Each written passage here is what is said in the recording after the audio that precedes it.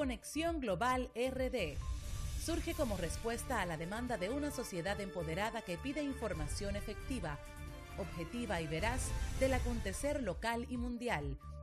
Para nosotros será un honor ejercer el oficio de la comunicación con responsabilidad al servicio de los dominicanos y el mundo.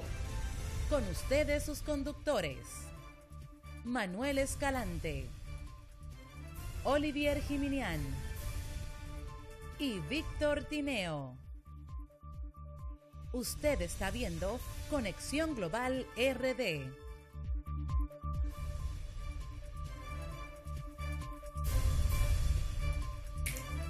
Buenas tardes, pueblo dominicano. Buenas tardes, familias, amigos, seguidores y cada uno de los que cada día, no solamente hoy domingo, colabora con nosotros para que tengamos un Conexión Global bueno.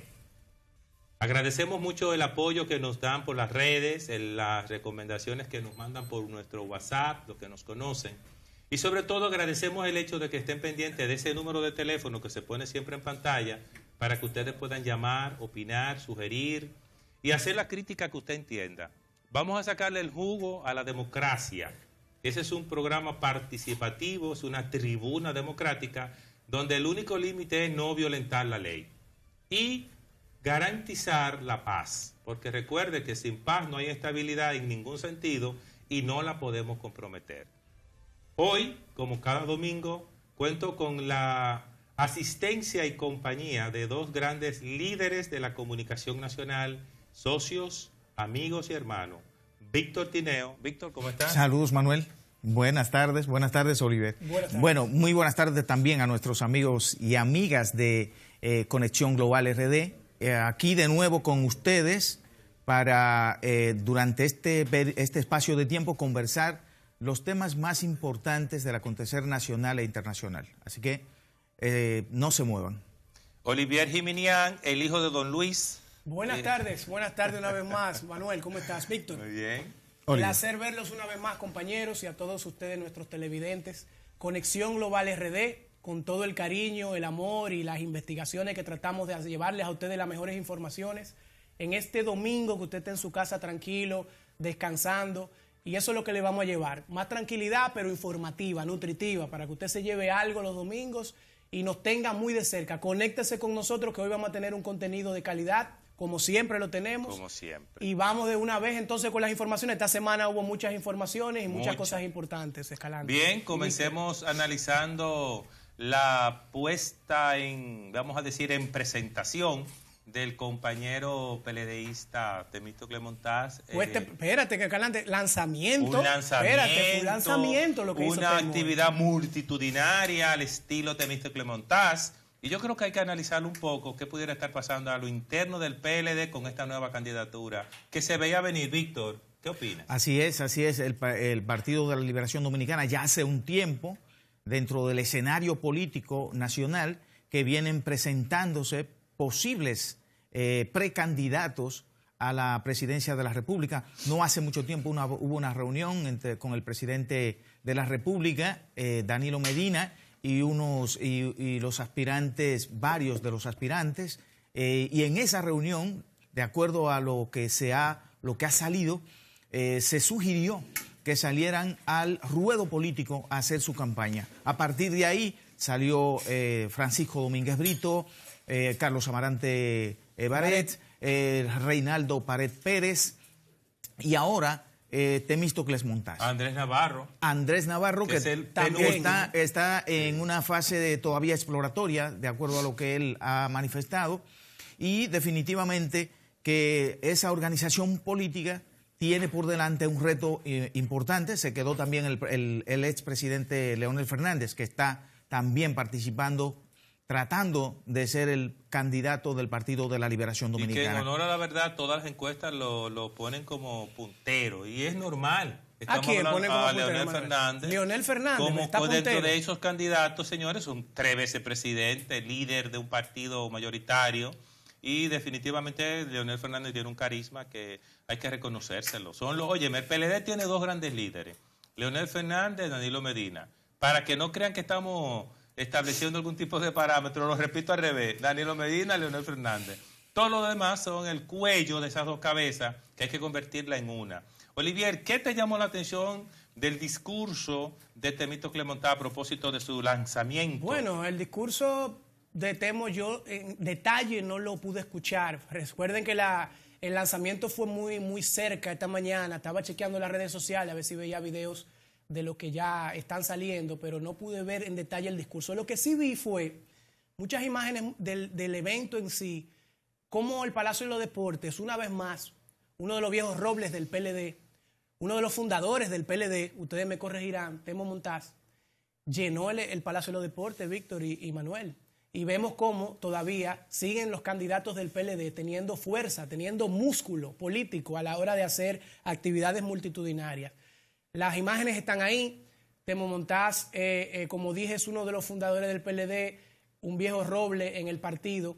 Y ya en esta carrera de la precandidatura hacia la candidatura oficial del PLD, vemos como ya se han lanzado 6 candidatos hasta ahora, 6 o 7. Bueno, Navarro no está incluido porque está en una transición, como mencionamos, pero también se va a sumar. Bueno, él está en una transición, pero está trabajando. Claro. Bueno, está en la transición porque tendría que renunciar al ministerio, al ministerio para dedicarse directamente ya a sus aspiraciones presidenciales. Lo importante es que vemos cómo el partido se está conformando a nivel de la pluralidad de los candidatos, a nivel de que ya están saliendo a correr en la carrera. Ya hay unas nuevas normas en la Junta Central Electoral por la ley que le dan un tiempo específico a estos procesos electorales y por eso los candidatos estamos viendo que ya están tomando frente, ¿verdad? Muchos candidatos de la oposición también lo han hecho. Hipólito Mejía recientemente lo hizo y nosotros hicimos aquí unos comentarios sobre su salida. Bien. Asimismo, otros candidatos también. Lo importante es que este proceso va bien. Vemos que ya hay muchos candidatos en la calle y lo que tienen que hacer los partidos es seguir tratando de que estos procesos democráticos sigan desarrollándose. Mira, si algo me quedó del discurso de Temo Montá, que debemos realmente valorar y fortalecer, que es clave. En el PLD hace falta que se garantice la unidad partidaria. Y en el discurso de Temo, dentro de todo lo que él expresó, Víctor, Olivier y ustedes, queridos televidentes, quedó muy marcado la posición de Temo, como le dicen, sobre la unidad partidaria. Víctor, ¿por qué tú entiendes que incluso dentro de un lanzamiento de una precandidatura, Temo insiste en la unidad partidaria? ¿Está dividido el PLD? ¿Qué está pasando? Sí, pienso que lo que trató de alguna manera de transmitir en su discurso el ingeniero Juan Temístocle Montaz es que el reto mayor que tiene la política dominicana, no solo el Partido de la Liberación Dominicana, sino el sistema de partidos de la República Dominicana, el mayor reto que tiene es caminar juntos hacia la transformación de la República Dominicana. Porque hay un punto clave y es que si los partidos políticos en la República Dominicana no entienden el momento que se está viviendo a nivel del continente americano y a nivel del mundo, del globo, pudieran terminar soñando con algo distinto y pudieran terminar la gente dándole la espalda. El índice de confianza de los partidos políticos es muy bajo en República Dominicana y el llamado que hace Temístocle Montaz a la unidad representa un llamado que debe ser escuchado, que debe ser atendido y que se le debe prestar toda la atención para poder continuar la República Dominicana por el sendero al menos de propuestas y planteamientos que están haciendo las organizaciones políticas. O sea, Víctor, que tú, interpretando lo que nos está diciendo, pudiéramos decir que el Partido de la Liberación Dominicana, al convertirse en lo que es hoy día la fuerza mayoritaria política, donde incluso podemos decir que sumado toda la oposición, el PLD garantiza más de un 40% de la votación nacional, es inminente la unidad interna, no solo por permanecer en el país, sino por salvar el sistema de partido a nivel local y garantizar una estabilidad socioeconómica como el PLD lo ha estado llevando a nivel de gobierno, Víctor. Eso fue lo que planteó justamente. Él planteó que la República Dominicana ha logrado una serie de reformas y de transformaciones que hay que garantizarla, que hay que fomentarla, pero al mismo tiempo reconoce que la República Dominicana, los dominicanos y dominicanas quieren más, están exigiendo más. Y las organizaciones políticas, sobre todo el Partido de la Liberación Dominicana, tiene que hacer un esfuerzo mayúsculo, un esfuerzo mayor para garantizar su unidad y plantearle a la República Dominicana, seguir planteándole a la República Dominicana las transformaciones que la gente y el pueblo está esperando y necesitando. Pero hay otro elemento también, Víctor y Manuel. Esta salida de Temo también del ingeniero Temístocles Montaz. El lanzamiento. El lanzamiento, la salida a su candidatura, a su búsqueda por la candidatura presidencial, da una lectura también importante dentro del pulso que hay en el PLD entre las dos cabezas, Danilo y Leonel. Porque, ¿qué te dice esto? Si están saliendo nuevos precandidatos para la candidatura, eso significa entonces que se está refrendando la idea de que Danilo Medina, que es el presidente, no se va a reelegir. O sea, no se podrá reelegir constitucionalmente hablando. Eso refuerza que él, al parecer, aunque dentro del círculo de la parte de la reelección en Palacio, eso refuerza que puede ser que no se reelija el presidente y que no esté en eso probablemente, aunque ya dijo que se va a referir en eso en marzo, pero ya saliendo ahora Temo, y de hecho en estos días vimos como Reinaldo Pared Pérez, que ya tiene su candidatura ya muy bien forjada y ya está recorriendo el país, dijo que él salió a su precandidatura porque el presidente no se iba a reelegir. Y que él los convocó, Escalante, a todos los que querían tener aspiraciones para la precandidatura presidencial, los convocó y les dijo que se lanzaran. Y ahí mismo él dijo, yo me lancé porque Danilo no va. Hay un video, de hecho, que anda por ahí en las redes en una de las salidas. O sea, eso significa que esto refuerza un poco esa parte de que probablemente el presidente y la reelección no pueda, primero por la Constitución, que no se lo permite, y segundo porque ya hay una línea de que pueden correr los precandidatos y que vendrá una nueva cara a la presidencia del PLD. Claro, ahí está Leonel también. Y también hay un pacto del licenciado Danilo Medina, y yo soy de los que dice que Danilo es un hombre de palabra, con el Comité Central, Víctor. Y con el Comité Político. El Comité Político. Refrendado. Apóyenme en esta segunda ocasión, yo no quiero volver. Así Ustedes es. hablan del acto, del acto firmado. Al día de hoy, así es, hay un pacto donde todos ellos firmaron, y además que toda la República Dominicana vivió el momento cuando ese pacto se firmó. Y además fue reelección de todos los diputados, reelección de todos los senadores a lo interno del Partido de la Liberación Dominicana, y eso jugó un papel importante en el tema de la unidad partidaria. O sea, en este momento, al día de hoy, las posibilidades de someter al Partido de la Liberación Dominicana a un proceso de reforma constitucional, de convencer al PLD del proceso de reforma constitucional y de una probable o de una posible reelección, resulta muy difícil. Yo pienso que el presidente de la República, Danilo Medina, está pensando en este momento más en la organización política que en él mismo, desde mi punto de vista. No, y hay una realidad. Tanto Danilo Medina como Leonel Fernández, y deberíamos decirlo, esos líderes que se han lanzado a una precandidatura no necesitan necesariamente ser presidente para tener cuotas de poder, para tener cosas que hacer por el país y por los de ellos. Por supuesto, debemos entender, señores, que ser presidente de una república, de un país, independientemente del tamaño que sea y de los recursos que maneje, comparado con grandes potencias, siempre es muy bueno. O sea, que hay que entender el pataleo de ver si me quedo, eso es humano. Hasta yo quisiera quedarme de ser posible. Pero a propósito de querer quedarnos y de lo que se pudiera convertir el sistema local, a propósito si el PLD no garantiza la unidad partidaria y el fortalecimiento de la democracia interna, que se quiera entender o no, termina reflejándose a nivel nacional y regional. Tenemos un ejemplo claro en América Latina, Olivier, Víctor. En Brasil hay una situación que afecta no solamente a Brasil, señores, afecta a todo el globo, porque no somos una isla global. Víctor, ¿qué tú nos puedes decir a propósito de lo que está pasando en Brasil? Las elecciones en Brasil, tú hablas de las elecciones en Brasil. Las próximas elecciones, Bolsonaro, ¿qué es lo que pasa? Que ya estamos a muy pocos días de las elecciones. Muy poco. Y en la primera vuelta electoral, ganó se llama Jair Bolsonaro. Un fenómeno. Es un fenómeno porque es un fenómeno político. Siguen los fenómenos un militar, en América.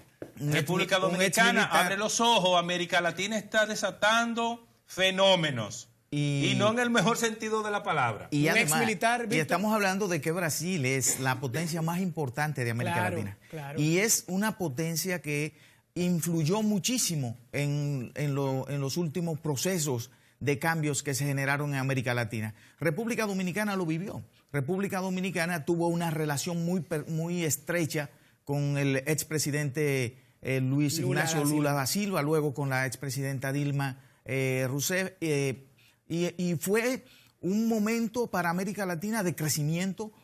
Hubo índices de desarrollo importantes, así es. Reducción de la pobreza, se construyeron grandes infraestructuras, hubo un renacer de la esperanza. Con Lula y Dilma. ¿Qué pasó que Lula termina preso? El problema viene dado por situaciones también de carácter geopolítico y por errores internos.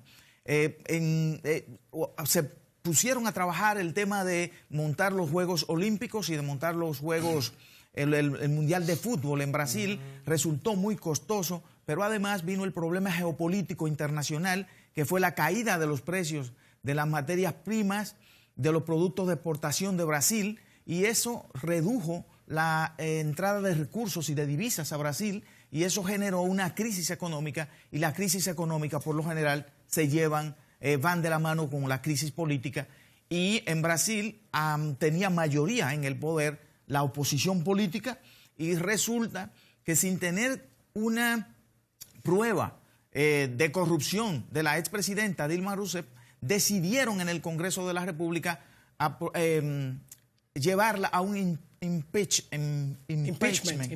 Sí. Entonces la sacan del poder y no se logran poner de acuerdo en el Partido de los Trabajadores Dominicanos. Hay una situación de división en un momento importante de ese partido. El PT de Brasil. El PT, Partido de los Trabajadores de Brasil, y concluye con el expresidente Luis Ignacio Lula da Silva vinculado a todo el tema de corrupción. Al final termina en la cárcel y luego entonces se da lo que ha venido dándose. Surge un candidato atípico, surge un ex militar muy atípico que dice una serie de frases y de palabras que llevarían a Brasil probablemente a los primeros tiempos del siglo XVII o el siglo XVIII, cuando todavía se hablaba de que los negros no tenían derecho. Él dice que no puede poner cuotas a la mujer, no puede poner a las mujeres en el gobierno porque entonces tendría que poner a los negros. O sea, que su plan es que no pueden participar los negros en un gobierno en el Brasil, cuando el Brasil tiene muchísima gente de color negro que ha hecho por el Brasil muchos esfuerzos para que haya una integración. Ahora, en esta circunstancia, no está planteando ninguna posibilidad de integración este precandidato. Lo que está diciendo es que ellos no pueden participar y el acceso a los puestos públicos viene de una gran revolución, la Revolución Francesa, que viene también amarrado de la Revolución Americana y de todas las revoluciones por los derechos humanos, por la dignidad de la persona, por el respeto que implica solo el hecho de ser una persona, de ser un ser humano. O sea que en Brasil estamos apuntando a tener un presidente con naturaleza dictatorial. Porque inclusive, Olivier, él llegó a decir en un momento que cuando lo del problema de la tortura no era la tortura, sino que mataran. Porque lo dejaran vivo, que no mataran en vez de torturar. Escuchando esas ideas que dio Víctor ahora mismo del perfil de Bolsonaro en Brasil, eso me llevó directamente a pensar en Donald Trump. No sé si le pasa lo mismo a ustedes, pero son perfiles, estamos viendo una ola de perfiles en países tan importantes como Brasil, que Víctor ya mencionó que es una potencia a nivel de América, y Estados Unidos, con el caso reciente de Trump, donde vemos que la población, a mí me llama la atención la conducta social, Víctor y Manuel. La población votante está radicalizándose a la hora de elegir las personas que están votando en algunos de nuestros países principales de América. Radicalizándose a elegir lo menos ideal. Eso se está expandiendo. O sea, me llama la atención cómo la gente está cogiendo la opción, no importando las cualidades, sí, una opción diferente, no importa el que esté, vámonos con lo opuesto. Y no importa, no me interesa quién sea el candidato, ni tanto su perfil y su background, sino que me gusta que sea una cara diferente que esté entonces dominando. O sea, que el concepto general pudiera estar siendo cualquier cosa, puede ser mejor que lo que está. Diferente a lo que está. Entonces, fíjense el perfil de Bolsonaro cuando se ha expresado y ha hecho esas ideas, está hablando de cosas extremas, extremismos. Está tomando como referencia extremismos que no se habían visto anteriormente, y menos en los últimos años de Brasil, donde había un partido que normalmente era de izquierda y ¿verdad?, con una mentalidad y una ideología social, aunque vemos que sus líderes tuvieron problemas legales. El caso de Brecht, que no se mencionó, fue determinante para que también tuviera problemas Lavajato, tuviera problemas la izquierda, no solo en Brasil se destapa, pero fíjense cómo eso se ha desencadenado en toda América. Aunque Estados Unidos, ¿verdad?, ya hizo su trato con la empresa y ya la empresa tuvo sus negociaciones y sigue operando normalmente, porque eso se usa, se estila, que la justicia pueda llegar a esas negociaciones. Pero volviendo a Bolsonaro, me llama mucho la atención de que las sociedades estén yéndose por la parte radical. De hecho, se dice que va a ganar las elecciones ya ahora. Todo apunta a eso. Todo apunta a eso, porque ya se hicieron unas mediciones en las que él sale muy favorecido. Yo no sé qué ustedes piensan, pero esa radicalidad, ¿dónde nos va a llevar, Víctor? Y hay que observar también un punto. Antes de que el expresidente Lula decidiera que ya definitivamente no iba a poder participar, no que lo decidiera, sino que le impidieron que él pudiera ser el candidato por el PT, le llevaba 20 puntos a Bolsonaro. Sí es. Cuando sale Haddad, el papel de los liderazgos, ahí hay que observar el significado que tiene para mucha gente los liderazgos. Entonces, en Brasil él le llevaba 20 puntos a Bolsonaro. Ahora, cuando deciden que sea Haddad no ha logrado aumentar el porcentaje de votos que incluso pudiera permitirle en una segunda vuelta llegar a la presidencia de Brasil. O sea, el pueblo brasileño no le ha dado el respaldo que se esperaba. Y tampoco se ha logrado los grupos de izquierda de Brasil y los grupos que tienen una posición, diríamos que un poco más avanzada, democrática, tampoco han decidido todavía el apoyo hacia Fernando Haddad.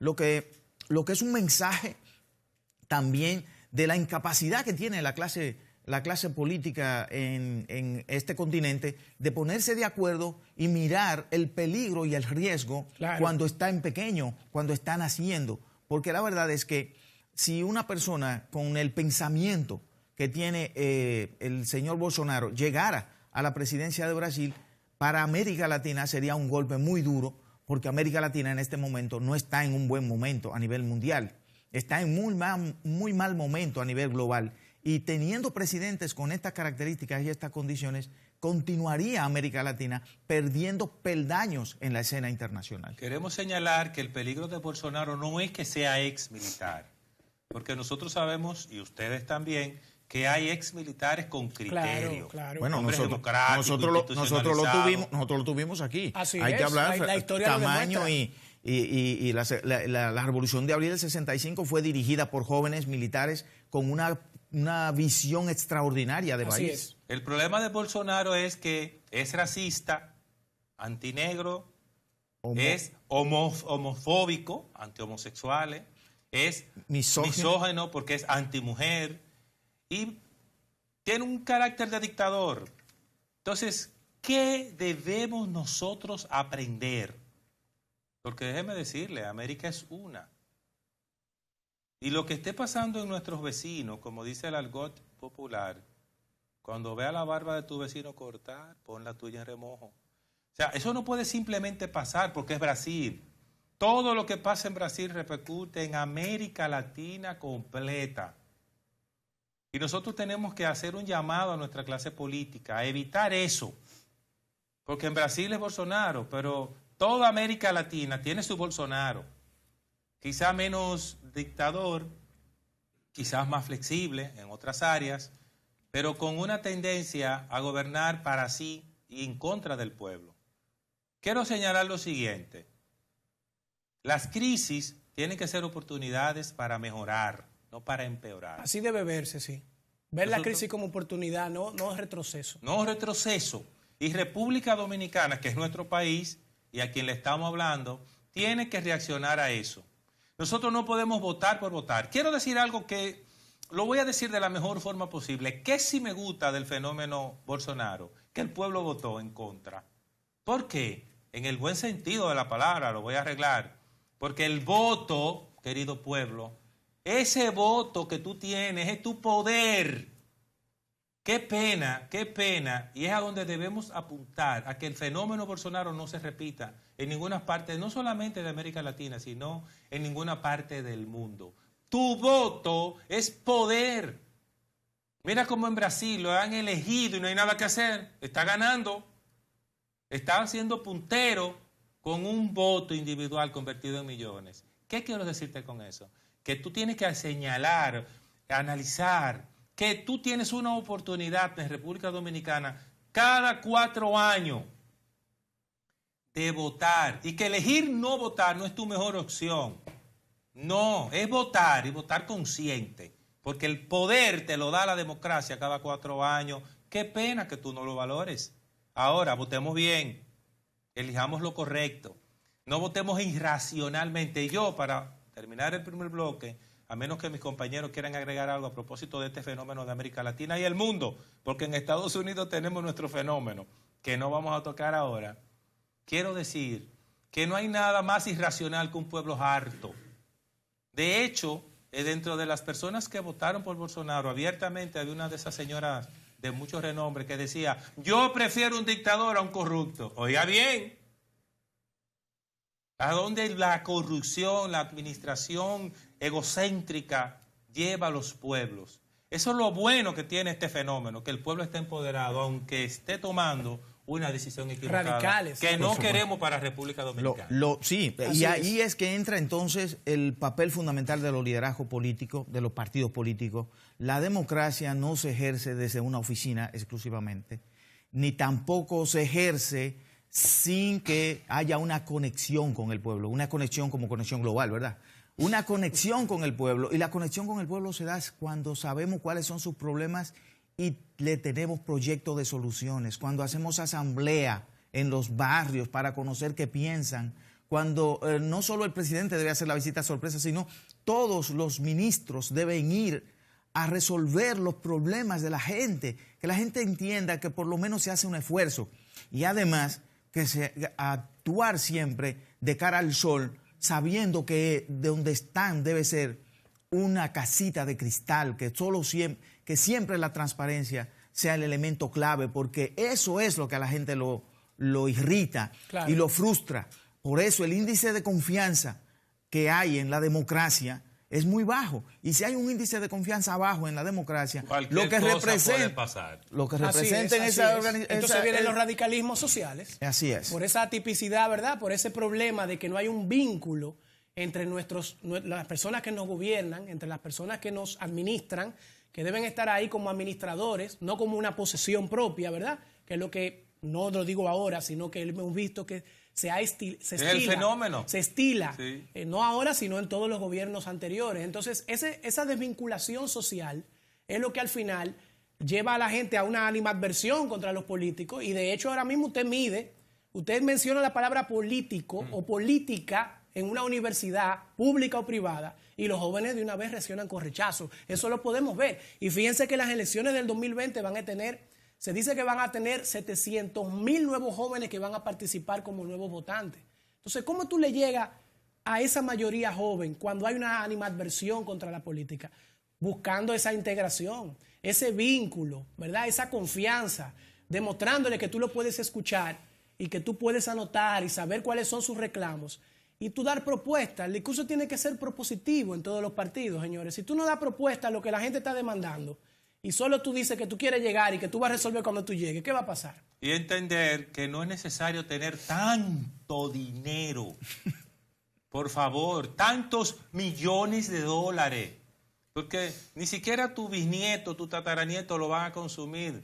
y llegar al poder y ejercer cierta administración para irnos ya a nuestra primera pausa, da oportunidades de hacer algo de dinero sin robar tanto, sin corromperse, sin dañar la democracia y el sistema financiero. Oye, Pepe, hace falta cierto equilibrio también en el mundo, ¿eh? No me refiero solo a la República Dominicana. El expresidente Pepe Mujica, José Mujica, decía, el que le gusta el dinero, lo que se debe meter es a empresarios, no a políticos. Correcto, no mezclar. El que le gusta el dinero lo que debe ser es empresario, emprendedor, no político. Y con esa frase de Pepe Mujica nos vamos a nuestra primera pausa. Quédese con nosotros.